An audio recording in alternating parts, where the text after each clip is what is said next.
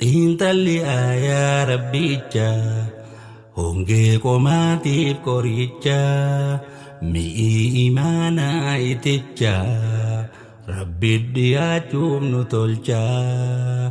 xiinxalli aayaa rabbicha hongee qomaatiif qoricha mi'ii imaanaa iticha rabbi dhiyaachuuf nu tolcha qalamni qalbii midhaanii miti mijuu ikhlaasaa qarruu tawhidaati qalamni qalbii midhaanii miti mijuu ikhlaasaa qarruu tawhidaati dhandhama quraanaa dhandhamsiifnu qalbii arraafnu tasgabbii borullee nuuf wabii